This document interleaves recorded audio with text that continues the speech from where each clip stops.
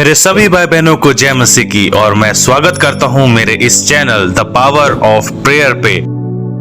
और आज हम पढ़ने जा रहे हैं मत्ती की पुस्तक उसका 10वां अध्याय। तो चलिए शुरू करते हैं। फिर उसने अपने 12 चेलों को पास बुलाकर उन्हें अशुद्ध आत्माओं पर अधिकार दिया कि उन्हें निकाले और सब प्रकार की बीमारियों और सब प्रकार की दुर्बलताओं को दूर करे। और 12 प्रेरितों के नाम ये हैं। पहला शिमोन जो पतरस कहलाता है, और उसका भाई इंद्रियास, जब्दी का पुत्र याकूब और उसका भाई यूहन्ना, फिलिपुस और बरतुल्मै, थोमा और महसूल लेने वाला मत्ती, हल्फई का पुत्र याकूब और तदै, शमौन कनानी और यहूदा इस्करियोती जिसने उसे पकड़वा भी दिया। इन 12 को यीशु ने यह आज्ञा देकर भेजा कि अन्य जातियों की ओर ना जाना और सामरियों के किसी नगर में प्रवेश ना करना, परंतु इज़राइल के घराने ही की खोई हुई भेड़ों के पास जाना। और चलते चलते यह प्रचार करो कि स्वर्ग का राज्य निकट आ गया है। बीमारों को चंगा करो, मरे हुओं को जिलाओ, कोढ़ियों को शुद्ध करो, दुष्ट आत्माओं को निकालो। तुमने सेंतमेंत पाया है, सेंतमेंत दो। अपने पटकों में ना तो सोना, ना रुपा और ना तांबा रखना। मार्ग के लिए ना झोली रखो, ना 2 कुर्ते, ना जूते और ना लाठी लो, क्योंकि मजदूर को उसका भोजन मिलना चाहिए। जिस किसी गांव या नगर में जाओ तो पता लगाओ कि वहां कौन योग्य है, और जब तक वहां से ना निकलो उसी के यहाँ रहो। और घर में प्रवेश करते हुए उसको आशीष देना। यदि उस घर के लोग योग्य होंगे तो तुम्हारा कल्याण उन पर पहुंचेगा, परंतु यदि वे योग्य ना हो तो तुम्हारा कल्याण तुम्हारे पास लौट आएगा। और जो कोई तुम्हें ग्रहण ना करे और तुम्हारी बात ना सुने, उस घर या उस नगर से निकलते हुए अपने पांव की धूल को झाड़ लो। मैं तुमसे सच सच कहता हूँ कि न्याय के दिन उस नगर की दशा सदोम और अमोरा के देश की दशा से अधिक सहने योग्य होगी। देखो, मैं तुम्हें भेड़ों की नाई भेड़ियों के बीच में भेजता हूँ। सो सांपों की नाई बुद्धिमान और कबूतरों की नाई भोले बनो, परंतु लोगों से सावधान रहो, क्योंकि वे तुम्हें महासभाओं में सौंपेंगे और अपनी पंचायत में तुम्हें कोड़े मारेंगे। तुम मेरे लिए हाकिमों और राजाओं के सामने उन पर और अन्य जातियों पर गवाह होने के लिए पहुंचाए जाओगे। जब वे तुम्हें पकड़वाएंगे तो यह चिंता ना करना कि हम किस रीति से या क्या कहेंगे, क्योंकि जो कुछ तुमको कहना होगा वह उसी घड़ी तुम्हें बता दिया जाएगा। क्योंकि बोलने वाले तुम नहीं हो, परंतु तुम्हारे पिता का आत्मा तुम में बोलता है। भाई भाई को और पिता पुत्र को घात के लिए सौंपेंगे, और लड़के वाले माता पिता के विरोध में उठकर उन्हें मरवा डालेंगे। मेरे नाम के कारण सब लोग तुमसे बैर करेंगे, पर जो अंत तक धीरज धरे रहेगा उसी का उद्धार होगा। जब वे तुम्हें एक नगर में सताए तो दूसरे नगर को भाग जाना। मैं तुमसे सच सच कहता हूँ, तुम इज़राइल के सब नगरों में ना फिर चुकोगे कि मनुष्य का पुत्र आ जाएगा। चेला अपने गुरु से बड़ा नहीं और ना दास अपने स्वामी से। चेले का गुरु के और दास का स्वामी के बराबर होना ही बहुत है। जब उन्होंने घर के स्वामी को शैतान कहा तो उसके घर वालों को क्यों ना कहेंगे। सो उनसे मत डरना, क्योंकि कुछ ढपा नहीं जो खोला ना जाए, और ना कुछ छिपा है जो जाना ना जाएगा। जो मैं तुम्हें अंधियारे में कहता हूँ उसे उजियाले में कहो, और जो कानों कान सुनते हो उसको कोठों पर से प्रचार करो। जो शरीर को घात करते हैं पर आत्मा को घात नहीं कर सकते, उनसे मत डरना, पर उसी से डरो जो आत्मा और शरीर दोनों को नरक में नाश कर सकता है। क्या पैसे में 2 गौरैये नहीं बिकती? तो भी तुम्हारे पिता की इच्छा के बिना उनमें से एक भी भूमि पर नहीं गिर सकती। तुम्हारे सिर के बाल भी सब गिने हुए हैं, इसलिए डरो नहीं, तुम बहुत गौरैयों से बढ़कर हो।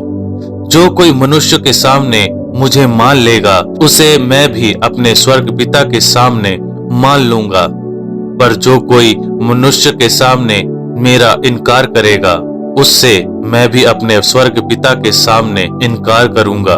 यह न समझो कि मैं पृथ्वी पर मिलाप कराने आया हूँ। मैं मिलाप करवाने नहीं, पर तलवार चलवाने आया हूँ। मैं तो आया हूँ कि मनुष्य को उसके पिता से, और बेटी को उसकी माँ से, और बहू को उसकी सास से अलग कर दूं। मनुष्य के बैरी उसके घर के ही लोग होंगे। जो माता या पिता को मुझसे अधिक प्रिय जानता है, वह मेरे योग्य नहीं, और जो बेटा या बेटी को मुझसे अधिक प्रिय जानता है, वह मेरे योग्य नहीं, और जो अपना क्रूस लेकर मेरे पीछे ना चले, वह मेरे योग्य नहीं।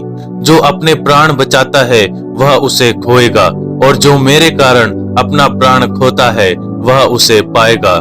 जो तुम्हें ग्रहण करता है, वह मुझे ग्रहण करता है, और जो मुझे ग्रहण करता है, वह मेरे भेजने वाले को ग्रहण करता है। जो भविष्यवक्ता को भविष्यवक्ता जानकर ग्रहण करे, वह भविष्यवक्ता का बदला पाएगा, और जो धर्मी जानकर धर्मी को ग्रहण करे, वह धर्मी का बदला पाएगा। जो कोई इन छोटों में से एक को चेला जानकर केवल एक कटोरा ठंडा पानी पिलाए, मैं तुमसे सच सच कहता हूँ कि वह किसी रीति से अपना प्रतिफल ना खोएगा। हमने अभी मत्ती की पुस्तक उसके 10वें अध्याय को पढ़ा, और अब हम इस पूरे अध्याय पर मनन करेंगे, तो वीडियो के साथ बने रहें। वचन 1 में यीशु अपने 12 चेलों को अपने पास बुलाता है और उनसे कहता है कि तुमने देखा कि मैं किस प्रकार दुष्ट आत्मा को डांटता और उन्हें उनमें से निकालता हूँ, तो अब ये सब मैं तुम्हें भी देता हूँ। जैसे मैंने दुष्ट आत्माओं को डांटा और उनमें से निकाला, वैसे ही तुम भी उन सब दुष्ट आत्माओं को उन मनुष्यों में से निकालो, और रास्ते में चलते चलते स्वर्ग राज के सुसमाचार का प्रचार करते रहो। और जब तुम उनमें से दुष्ट आत्माएं निकालो, तो उनसे डरना और घबराना नहीं, क्योंकि मैं तुम्हें उन सारी दुष्ट आत्माओं पर अधिकार देता हूँ। अधिकार मिल जाना ये हमारे लिए बहुत ही बड़ी बात है, क्योंकि जिन दुष्ट आत्माओं के अब तक अधीन थे, उस ही दुष्ट आत्माओं पर हमें अधिकार मिल जाए, ये हमारे लिए बहुत ही अद्भुत बात है। जब एक इंसान जो पापों में फंसा हुआ और दुष्ट आत्माओं के वश में है, और जब यीशु मसीह उन दुष्ट आत्माओं और पापों को आजाद करके और अपने स्वर्ग के राज के वचनों से उन्हें तैयार करता है, तब उन्हीं दुष्ट आत्माओं के ऊपर अधिकार मिलता है। जिन दुष्ट आत्माओं के वश में थे, उन्हीं के ऊपर हमें अधिकार मिल जाए, ये सिर्फ प्रभु यीशु मसीह ही कर सकते हैं। क्योंकि ये बात मेरे लिए बहुत अनोखी है, और आप मुझे कमेंट कर बताएं कि आपको यदि ये अधिकार मिल जाए तो आप क्या करेंगे। और वचन 6 में प्रभु यीशु मसीह 12 चेलों को इस्राएल में स्वर्ग राज का प्रचार करने के लिए भेजता है कि वह जाएं और स्वर्ग राज का प्रचार करें कि स्वर्ग राज निकट आ गया है। अब हम मत्ती की पुस्तक उसके 10वें अध्याय और 7वें वचन पर मनन करने जा रहे हैं, तो वीडियो के साथ बने रहें। नंबर 1 स्वर्ग राज्य, और दूसरा है प्रचार करना। तो यूहन्ना बपतिस्मा देने वाले उसके प्रचार और यीशु मसीह के प्रचार में क्या फर्क है, जबकि दोनों का प्रचार स्वर्ग राज्य पर ही था। तो यूहन्ना बपतिस्मा देने वाले का प्रचार था कि मन फिराओ, क्योंकि स्वर्ग का राज्य निकट है, और यीशु का प्रचार था कि स्वर्ग राज्य निकट आ गया है।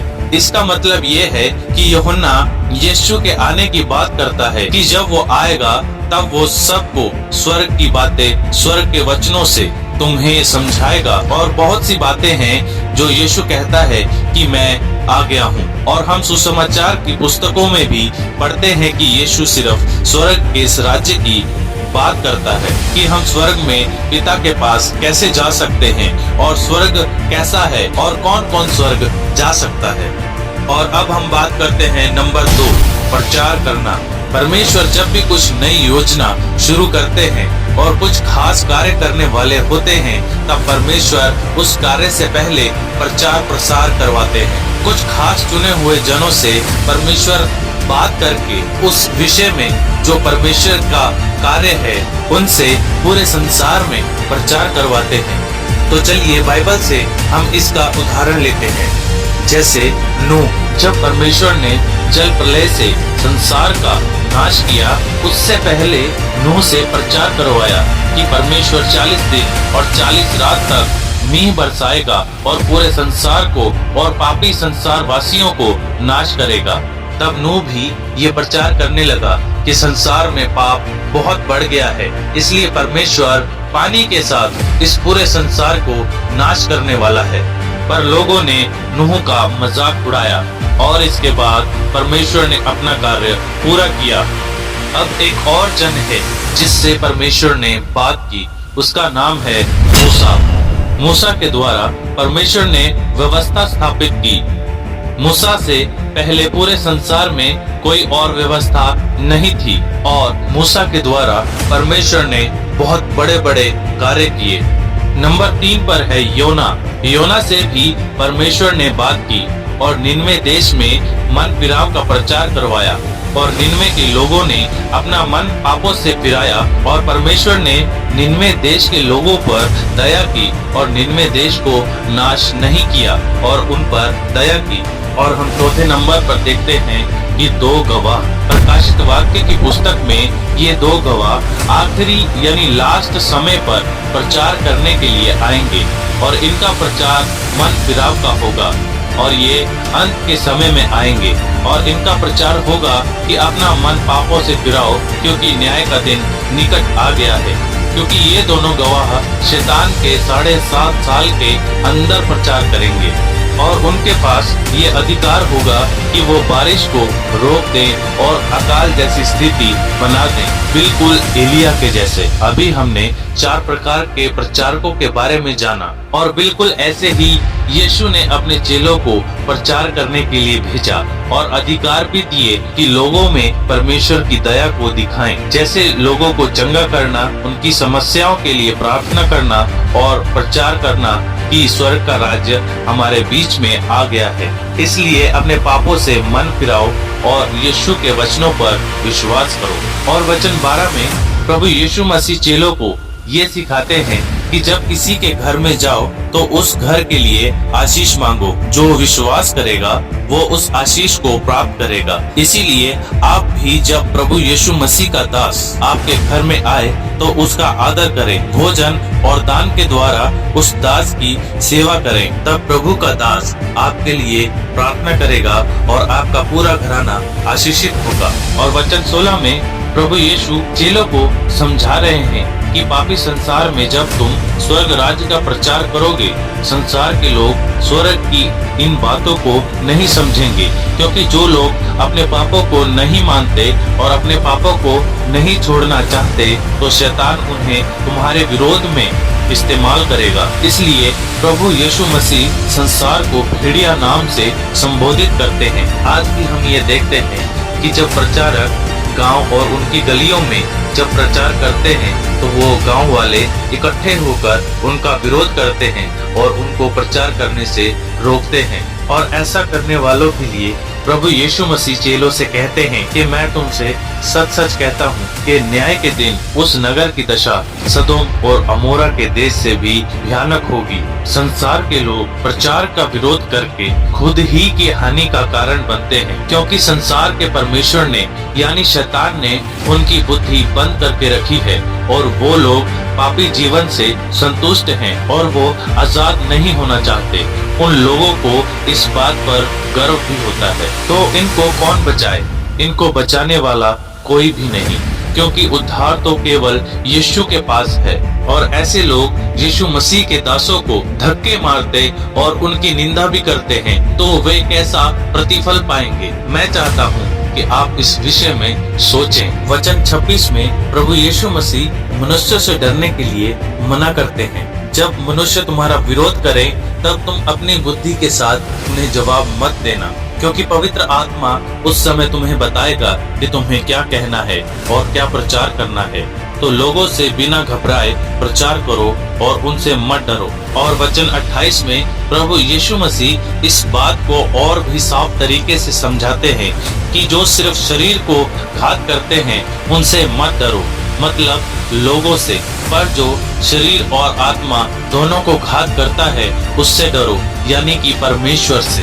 और वचन 29 में प्रभु यीशु मसीह गौरैये चिड़िए का जिक्र करते हैं। यीशु उनसे कहते हैं कि बिना पिता की मर्जी के गौरैया भूमि पर नहीं गिर सकती। उसी प्रकार तुम्हारे भी सर के सारे बाल गिने हुए हैं, इसलिए तुम बहुत सारी गौरैयों से भी बढ़कर हो। और वचन 32 में यीशु चेलों से ये कहते हैं कि जो कोई तुम्हारे सुसमाचार पर विश्वास करता है तो मैं स्वर्ग पिता के सामने ये कह दूंगा कि ये धर्मी है और इस पर जिसने विश्वास किया है उस पर दया की जाए। पर जो सुसमाचार को नकारे और विश्वास ना करे तो मैं उसके विषय स्वर्ग पिता के सामने ये कह दूंगा कि ये पापी है और इसको नरक में डाल दिया जाए। तो यीशु के वचनों पर विश्वास करने वाला धर्मी गिना जाता है और विश्वास ना करने वाला वो संसार में कितने ही भले काम क्यों न कर ले, यदि वो यीशु के वचनों पर विश्वास ना करे तो वो पापी ही गिना जाएगा। और वचन 34 में यीशु मसीह ये कहते हैं कि ये ना समझो कि मैं पृथ्वी पर मिलाप करवाने आया हूँ। मैं मिलाप करवाने नहीं पर तलवार चलवाने आया हूँ। अब कई लोग इस वचन को गलत तरीके से समझते हैं और ये सोचने लगते हैं कि प्रभु यीशु मसीह तो घरों में लड़ाई करवाने आया है, पर ऐसा नहीं है। वचन को अच्छे से समझना चाहिए। तो चलिए इसको ठीक से समझते हैं। जब एक परिवार में से एक जन विश्वास में आता है तब परिवार के लोग एक जन के विरोध में हो जाते हैं और तरह तरह की अपमान करने वाली बातों से उसकी निंदा करने लगते हैं। और ऐसी बहुत सारी गवाहियां भी हैं। और कुछ लोगों को मैं जानता भी हूँ कि उन्होंने जब यीशु मसीह पर विश्वास किया और ये ठान लिया कि मैं अब से यीशु के पीछे चलूंगा, तब उसी के घर वाले उस एक विश्वासी का विरोध करने लगते हैं। और वो विश्वासी आज भी प्रभु यीशु मसीह पर पूरा विश्वास करते हैं और कलेश में भी यीशु को नहीं त्यागा और उनका प्रतिफल स्वर्ग राज्य है। और वचन 39 में यीशु बात को साफ करके समझाता है कि जो लोग डर कर अपने प्राण को बचाता है वो स्वर्ग राज्य में प्रवेश नहीं करने पाएगा, और जो प्रभु के लिए अपने प्राण को खोएगा उसको स्वर्ग राज्य में जगह मिलेगी और स्वर्ग राज्य अनंत जीवन है। और वचन 40 में प्रभु यीशु मसीह कहते हैं कि जो तुम्हारे सुसमाचार पर विश्वास करता है वह मुझ पर विश्वास करता है, और जो मुझ पर विश्वास करता है वह मेरे स्वर्ग पिता पर जिसने मुझे भेजा है विश्वास करता है। और तब यीशु चेलों को स्वर्ग राज्य का प्रचार करने के लिए भेज देता है। और वचन 42 में यीशु एक और बात उनसे कहता है कि जो कोई छोटे से छोटे दास को प्रभु का दास समझकर आदर के साथ ठंडा पानी पिलाए तो वह उसका प्रतिफल कभी नहीं खोएगा और वो आशीष ही पाएगा। और मैं विश्वास करता हूँ कि इस अध्याय से आप आशीषित हुए। सबको जय मसीह की।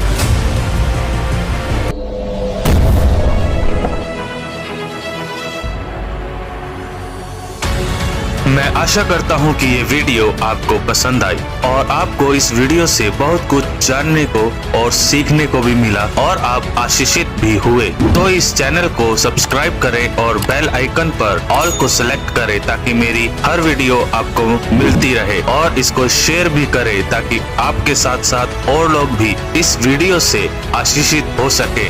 तो सबको जय मसीह की। परमेश्वर आपको बरकत दे।